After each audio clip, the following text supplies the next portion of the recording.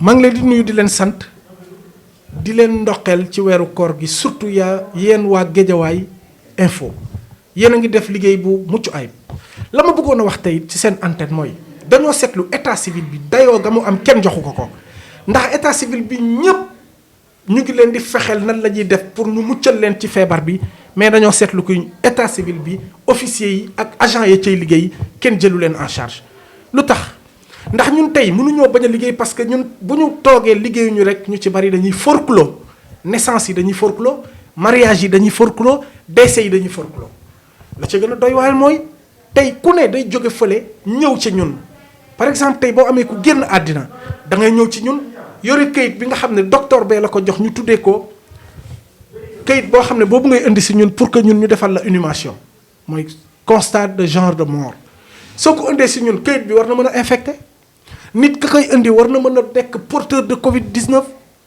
day ñëw ci ñun ñoom ñëpp ay ñëw ci ñun kon ñun nous sommes en danger avec les agents de l'état civil beneen bi ñun tey bu ñu liggéey mariage yeeg décès yi ak kii dañuy forclos parce que date lañ leen jox boo xam ne soo ko déclaré wul kayit bi dootul valable ñun mënuñoo toog suñu kër waaye la ñu constaté moom on a pris en charge tout le monde sauf ñun tey transport yi ñu ngi leen di beral loxo hôtellerie bi ñu ngi leen di beral loxo ak foo mënti dem administration bi foo dem fu ne la plupart liggéey ñu parce que dañuy sécuriser seen personnel di sécuriser seen bopp mais ñun saa soo jógee ñu ngi ci soo ñëwee ci ñun suñu njaatige sax nga xam ne mooy tribunaux yi seen audience yu bëri dañ ko reporter parce que mbir mi jéggi na dayoo wóorul yaa xayti comité bii nga xam ne moo yore Covid 19 bi na ngeen fàttali ko état civil yi parce que boo ngeen fàttali ko fii day doy waar ba pare di jeexale lii di leen ne ñëpp jóg moderniser état civil bi ñu jàpp ci état civil bi ba pare xool condition d'existence des officiers d'état civil ñi nga xam ne seen indemnité yi war ngeen koo xool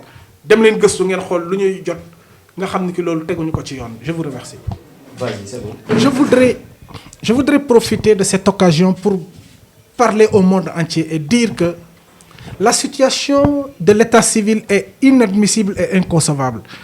Parce que l'état civil est laissé en rade par rapport à la gestion du Covid-19. Le constat est unanime. Quand tu vas dans tous les services, nous constatons que la plupart de l'administration ne travaille pas. Ils sont partis jusqu'à faire du télétravail.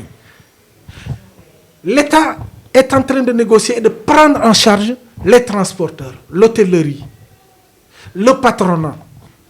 La plupart dans l'administration, sauf les agents de l'état civil et l'état civil, les officiers d'état civil. Les officiers d'état civil et les agents sont dans une situation précaire. Ça mérite réflexion et ça mérite d'être corrigé. Parce que nous ne pouvons pas rester chez nous parce que si jamais on reste chez nous, les déclarations, la plupart des naissances, des mariages et des décès seront forclos.